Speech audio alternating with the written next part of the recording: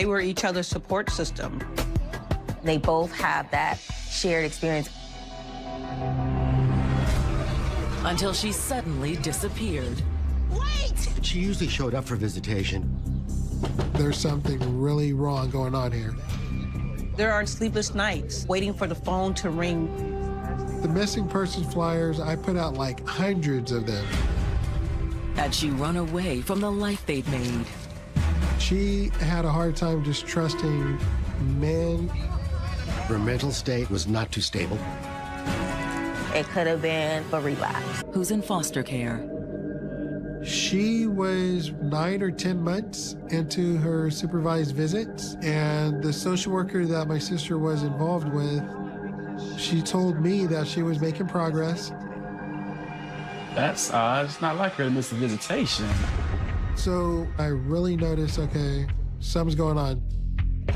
If a parent is showing up consistently all the time and then they don't show up, it is a cause of concern. Now it was a warning sign that she might be missing. Okay, I'll try to see if I can get a hold of her. After getting off the phone with the social worker, Isaac tries to reach his sister, but fails. Hey, V, it's Isaac. Give me a call when you get a chance. Even more troubling, Isaac realizes he hasn't talked to Veronica in over a week. I would have a conversation with my sister at least once a week. It was like clockwork. And as he soon learns, no one else in the family has heard from her either. I called both my brothers. Hey, when's the last time you heard from Veronica? And they said, well, I haven't heard from her in like a couple of weeks. I was like, there's something really wrong going on here. Veronica Jones' life had long been a struggle for stability. We had it really rough as kids coming up. Me and my older brother, Smokey, we were mostly in the foster homes together. But my little brother, David, and Veronica living with their dad. They got kicked out of their dad's house and they went off to a children's shelter. So my mom, she went to the court. She got custody of the 4 of us. But even as an adult, Veronica still carried the baggage of her traumatic childhood. She battled with depression and anxiety. She had been diagnosed with being bipolar, and she had social anxiety. She also struggled in her relationships with men.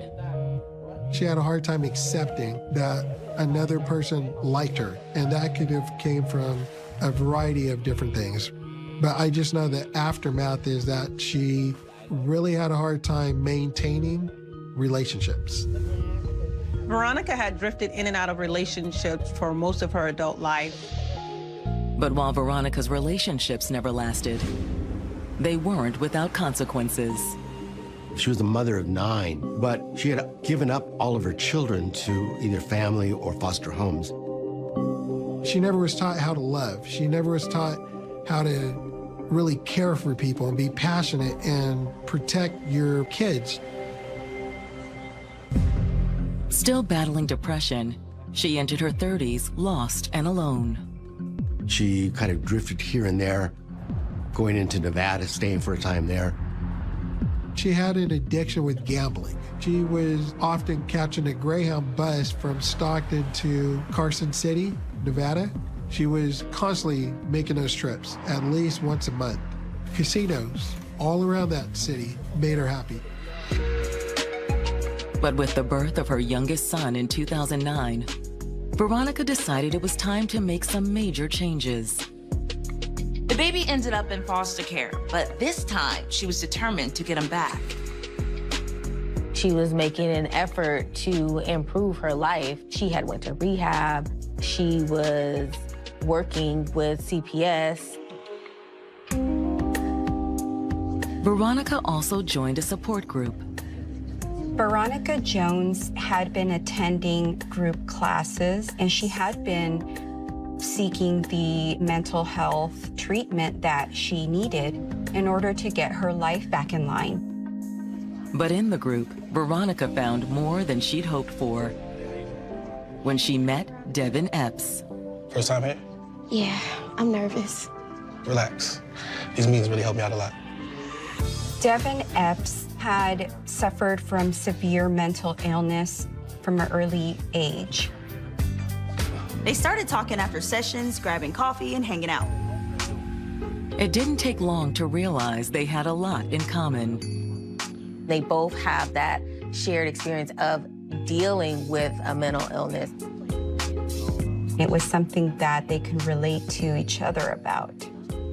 So they found support in each other. That's where their relationship flourished from. And soon after they met, Veronica and Devin decided to take the next step. Hey, sweetheart. They had moved in together after only knowing each other for a few weeks. They were just in love, and they wanted to be with each other all the time. Their apartment in downtown Stockton wasn't much, but it was everything for Veronica and Devin. See, you made my favorite. The area was not the desirable area, but for them starting off, they were able to reach some goals when they moved in together, and things started to look up for Veronica and Devin. But now Veronica has missed a scheduled visitation with her youngest son. Her phone kept going to voicemail. I really noticed, okay, something's going on. Considering her background, maybe her mental health broke down, and then she didn't call. So it could have been a red flag. However, Veronica's brother does eventually get Devin on the phone.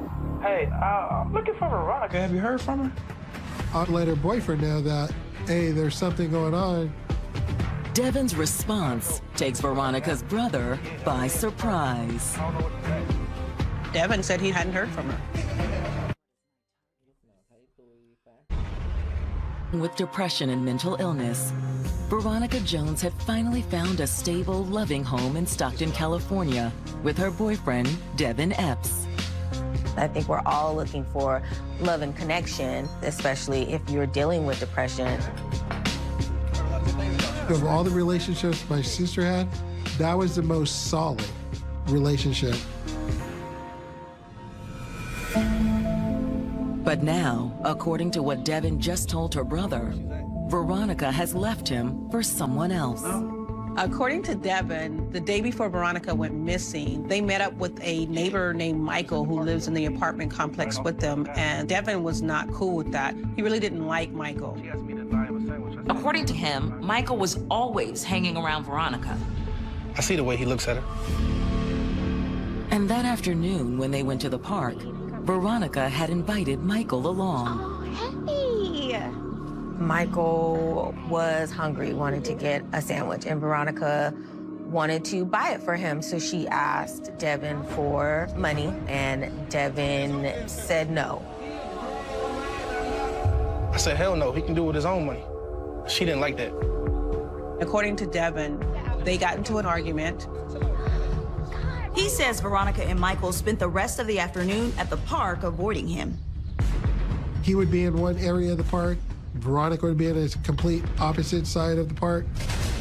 And the last time he saw Veronica, she was leaving with Michael.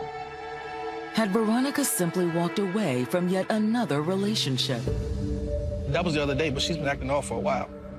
There were indications that his sister was falling back into her old familiar pattern.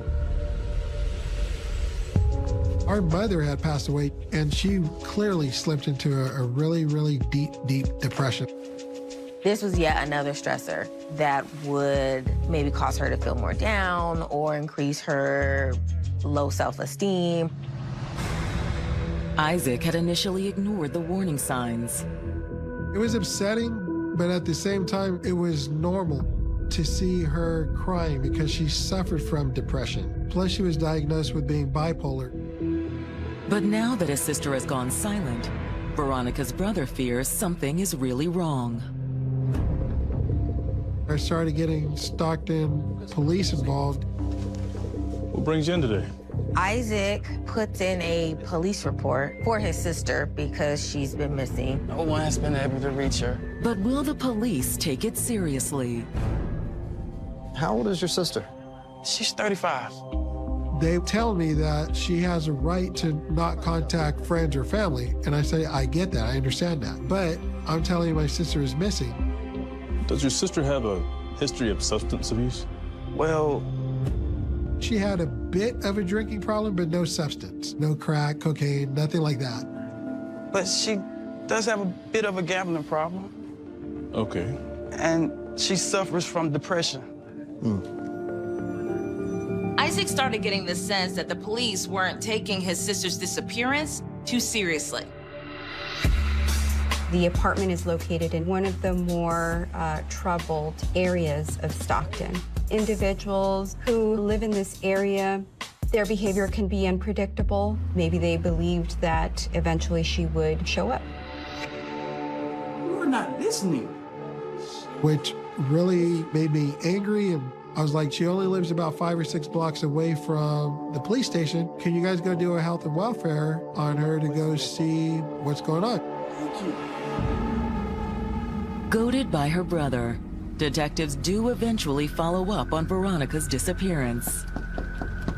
The police go over to Veronica and Devin's apartment, knock on the door, no one answers, and so they leave a note for Devin to get in contact with them.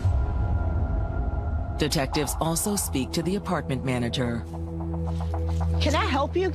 Yes, we're looking for Veronica Jones. I haven't seen her around here in a while. Okay. Do you know if a Michael Thomas lives in the building? Yeah, he's on the first floor. She's able to confirm that Michael and Veronica were actually friends. And honestly, I don't know why. She didn't feel Michael was a good person. But that's not the only thing the manager says that makes detectives suspicious of Michael. She said that Michael always had women coming in and out of the house. She's heard women yelling from the apartment. At one point, there was a situation where a woman was locked in his apartment and the authorities were called. You mean he was holding her inside against her will? Yeah, something like that.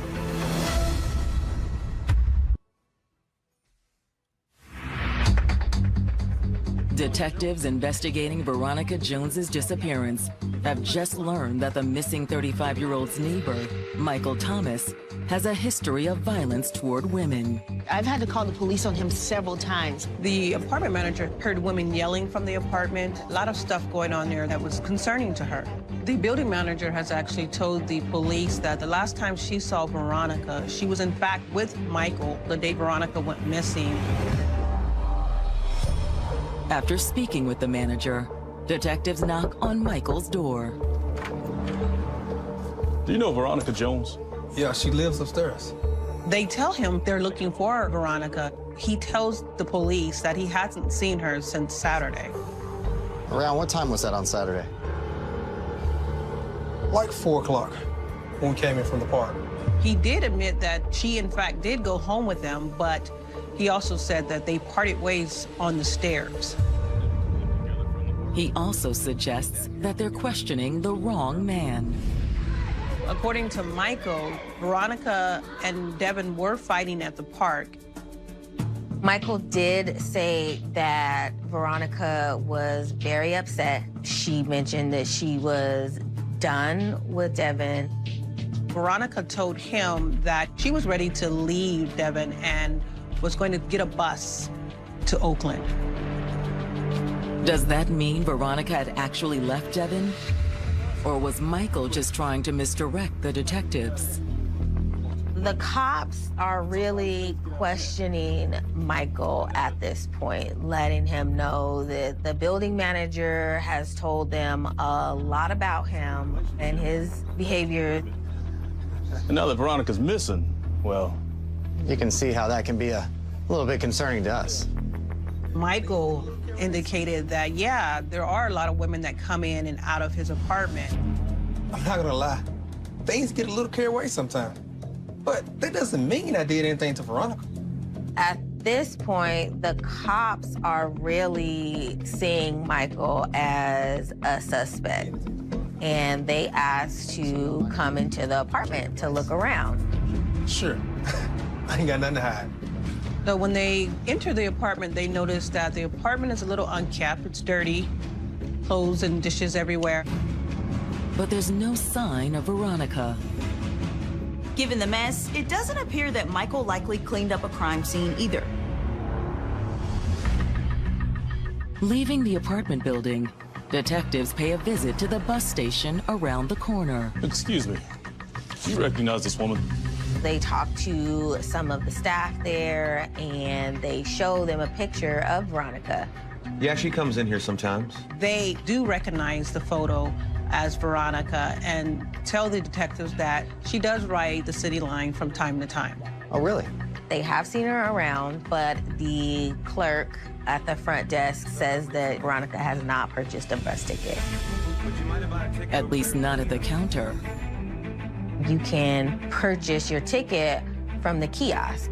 So the police decide at that point to see if maybe Veronica used the kiosk to purchase her bus ticket. The detectives request records from the bus company. Back at the station, detectives also reach out to Veronica's brother. Isaac said even though it wasn't unheard of for his sister to hop on an inner city bus, she didn't know anyone in Oakland. She really doesn't have any ties in the Bay Area. Her ties are in Carson City, Stockton, and Fairfield. Okay, thank you. So I think that was just a distraction to kind of take the focus and attention off of him and that apartment building. And after detectives pull Michael's criminal record, they suspect that Veronica's brother is right. Michael has a long history of violence and sexual offenses. Michael's criminal record. He's had multiple charges for indecent exposure and has been arrested on assault and battery in the past. He also had a restraining order because of domestic violence. So was it really just a coincidence that he was the last person seen with Veronica?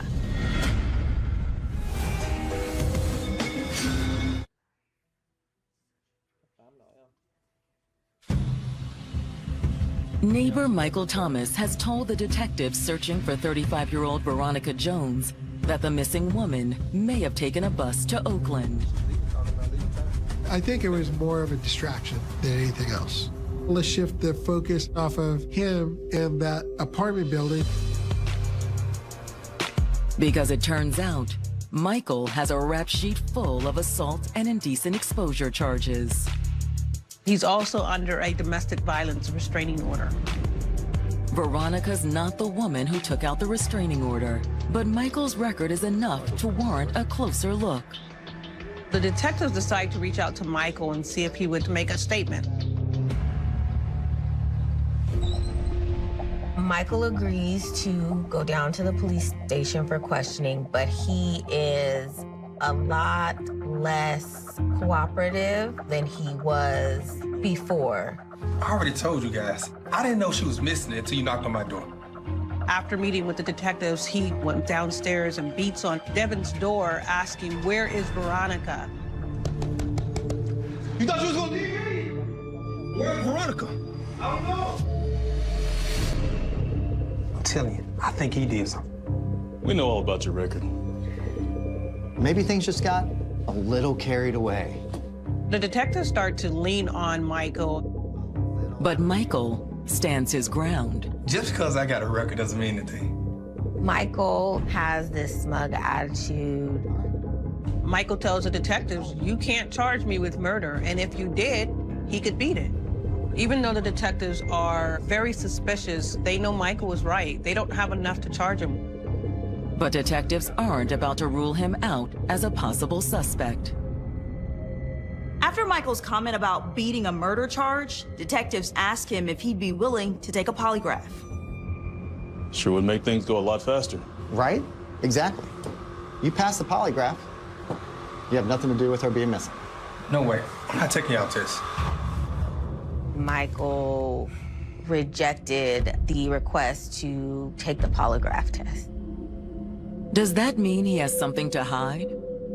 But Michael was right, and they can't arrest him just because of his record. All right. I guess you're free to go. Detectives have no choice but to let Michael go. One of the hardest things about this job is when you have a good suspect but no actionable evidence. Or is it possible Michael is telling the truth? Check these out. The detectives received the report back from the bus station, and there was someone that in fact did buy a ticket through the kiosk using cash to Oakland. Since whoever bought the ticket used cash, detectives can't determine if it was actually Veronica or not. With no other leads, the case grows cold. This is still a missing persons case involving a grown woman with mental health issues who is known for taking buses to other cities. Unfortunately, this just wasn't their top priority. As far as the detectives are concerned, it's entirely possible that Veronica dumped her boyfriend and skipped town.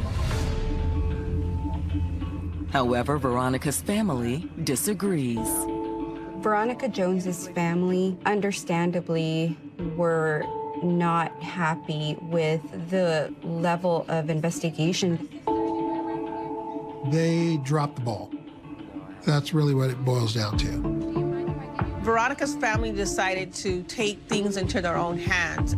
They went around town and posted these posters on different places where Veronica frequently went. I put out like hundreds of them across Stockton, put them all up over at the Greyhound bus station. I even made a trip out to Nevada to post up missing persons flyers of the places where I knew she would go over in Carson City. What's going on, man? He also leaves flyers with Devin. I was like, post them up around the places where you and Veronica would go and hang out at. So we had all the areas covered. The family at this point is convinced that something did happen to Veronica. I believe there's foul play going on at Stockton PD. They said they don't have probable cause to get a warrant to go over there. A lot of it had to do with my sister being declared a transient. So I think they have in their mind she's going back and forth between Stockton and Carson City. You know, maybe there's nothing serious going on. It's not a crime to be missing themselves. So that's how they probably looked at this case in Veronica Jones, that she had just gone somewhere and she was on her own and just not wanting to be found.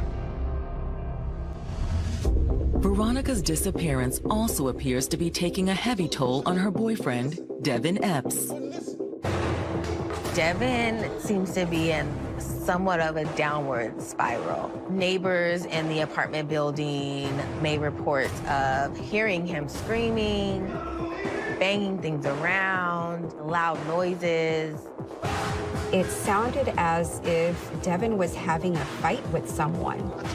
Tenants can even hear him saying to himself in the apartment, "Keep it up, B. I will F you up." I told you to shut up. You wouldn't listen.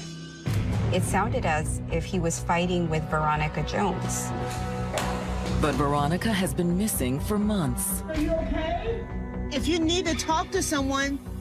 The apartment manager would go and knock on the door to see if everything was okay. Devin never answers, and his outbursts become louder and more frequent.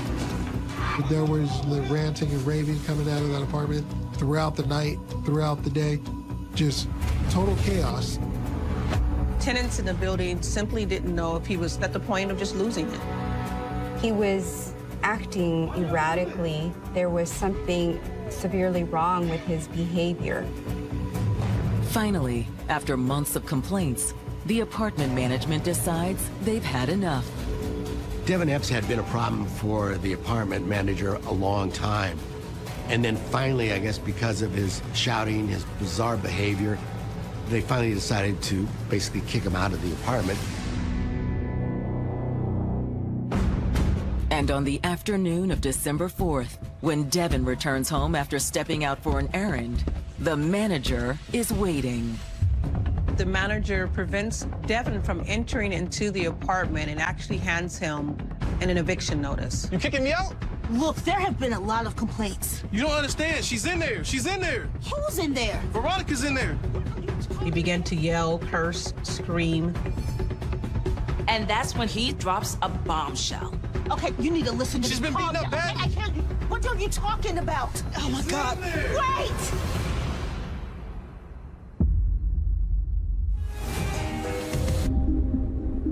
When management attempts to evict Devin Epps from the apartment he shared with his missing girlfriend, Veronica Jones, he makes a startling claim. He says that Veronica is in the apartment and she needs help real bad. What are you talking about? He says that someone set him up and someone jumped him. He kept repeating this over and over again, that they beat her real bad.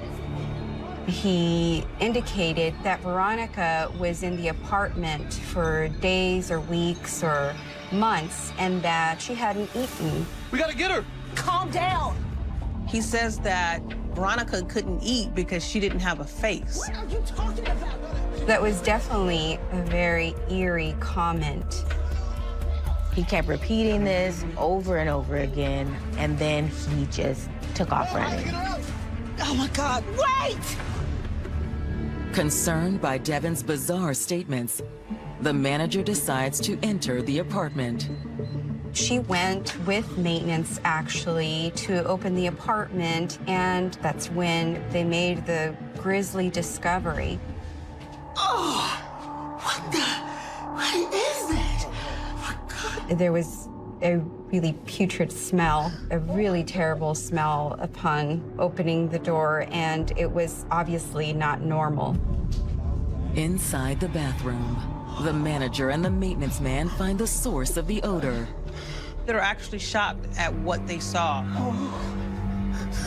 There was a badly decomposed body on the bathroom floor. It didn't appear to even be a human body. It was so long in decomposition that it was hard to even recognize it as a woman. However, the manager has little doubt that they finally found Veronica.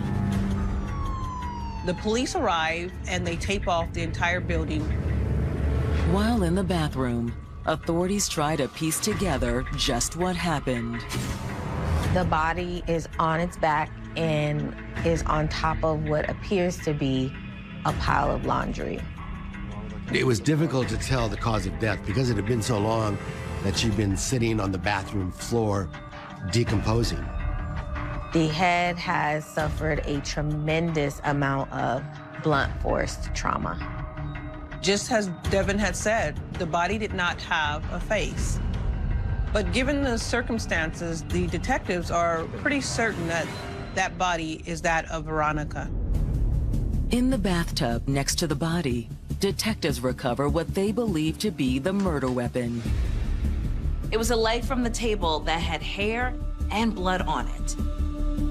Detectives also find evidence that while Devin didn't try to move the body, he at least attempted to disguise its presence.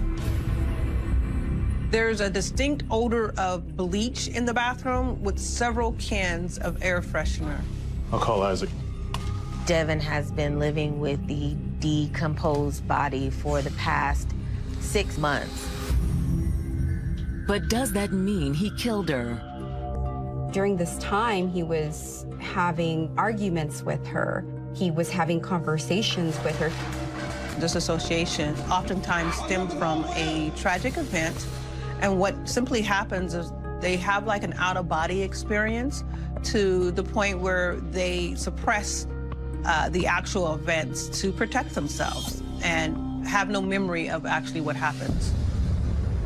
Now it's up to detectives to determine just what memory Devin was trying to suppress. Is he in denial because he brutally beat Veronica to death? Or could it be that the disassociation began when he came home and found her body? In his strange rant to the manager, he did make it sound as if someone else had attacked Veronica. Could Devin have found her after a deadly attack by Michael? Detectives realize they can't dismiss any of their suspects until they talk to Devin. Apartment managers were able to stop him from entering into his apartment, and he lost it. He fled from the apartment and no one knows where he is now. While they're not 100% sure that Devin is responsible for Veronica's death, finding him is the detective's first priority. He's clearly unstable and potentially dangerous. It is imperative that they get him off the streets. Detectives issue a bolo for Veronica's boyfriend, and then reach out to her brother Isaac, who's already aware that his sister has been found. I just so happened to be watching the news, and the local news channel over here, they had a camera pointing up at that apartment building that my sister stayed in. And that was enough for me. I already knew what the heck was going on. I already knew it. Soon after, police take Devin into custody, only a few blocks from his apartment. Was it? To give detectives a statement. Yes, Veronica. He confirms that the body in the apartment is Veronica Jones. He tells the detectives that she lives there with him and he absolutely loves her. Although, that's not all Devin tells detectives. But she just made me upset because she just kept seeing other people. To the detectives, this sounded like a prelude to a confession.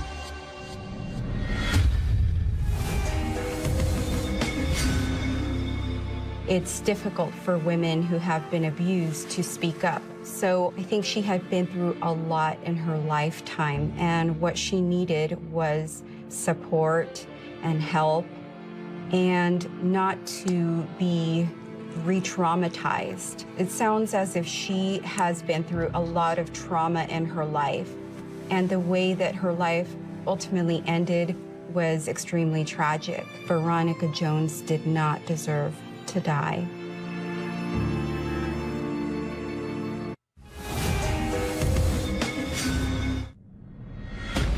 Questioned by detectives after a decomposing body was found inside his apartment, it appears that 37-year-old Devin Epps is on the verge of confessing to the murder of his girlfriend. He, in fact, confirms that the body in the apartment is Veronica Jones. He also says that Veronica was seeing other men and that it upset him. Maybe in the end, that was the reason he decided to kill her. It sounds that way to detectives. I just felt like I was losing her, and that upset me. It's almost as if he's trying to justify what he'd done. Upset you enough to kill her? No, I didn't kill her. I loved her. Then do you know who did? Kirby. It was Kirby. Kirby comes as a surprise to detectives since it's a name they have not heard before. Detectives had considered Devin and Veronica's neighbor Michael the only persons of interest. When detectives ask who Kirby is, Devin begins speaking incoherently. I told you I didn't want to do this, man. Look, you're trying to get me in trouble. Look. Stop. I love you. You always do this. Look, get off my back. Stop. He then begins to ramble to the point where they cannot understand what he's saying. And at that point, the detectives decide to end the interview. Hoping for insight into Kirby's identity, detectives turn to Devin's sister.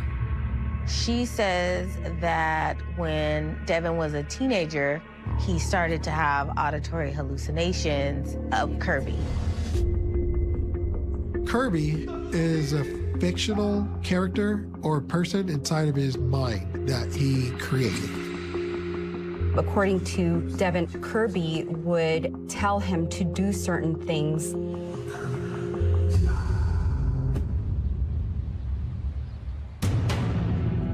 His sister tells detectives that the voices are only one aspect of her brother's long struggle with mental illness.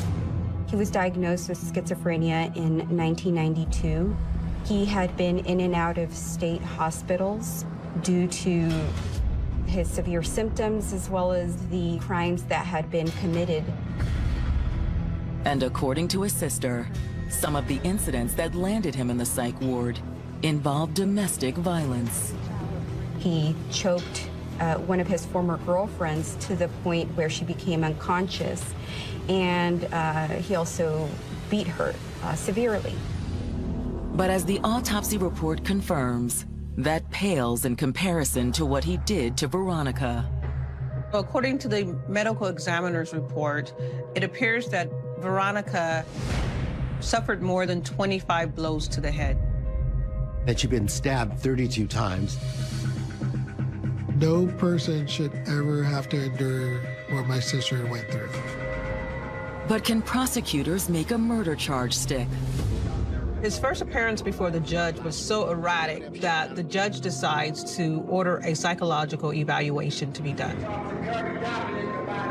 He was putting on a show, trying to portray this image that he's just completely lost it. He had schizophrenia, but not enough so that he couldn't tell right from wrong. Based on the psychological evaluation, the judge finds Devin competent to stand trial. He didn't buy it, and the doctor didn't buy it either.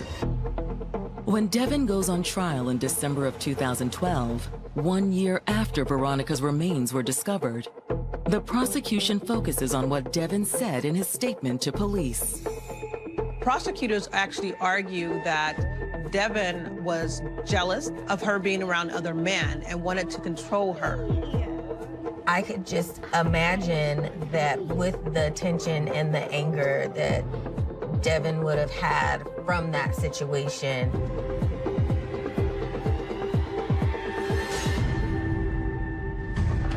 You like him, don't you? Who? Michael. We're just friends. Don't lie to me. We're not doing this today. Prosecutors believe that Devin actually tortures her and bludgeons her to death and leaves her there to die. And jealousy played a major part, more so than schizophrenia.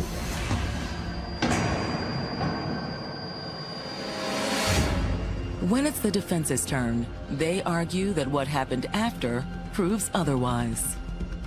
The defense says that the fact that Devin lived in that apartment for 6 to 7 months, where there was only one bathroom where Veronica's body was, in fact proves that he was insane.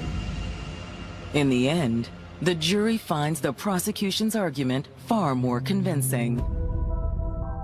The jury does find Devin guilty of murder. Everything pointed directly at him. Everything adds up. He is sentenced to a life in prison without parole. It is the tragic ending to a terrifying tale of twisted love. I think in this case, it's difficult to define justice because when someone dies, nothing will ever bring that person back. I think when mental illness is involved, it's definitely a more difficult judgment to make as to whether someone is evil or not evil. But I think that the place for Devin Epps to be is definitely not in the streets. I think she just found it hard to get away because of her mental state, so she was stuck in that relationship, which eventually killed her. She had a hard time accepting that she was beautiful with all the abuse that she endured in her life. I wish Veronica knew that. Can't be there. She always makes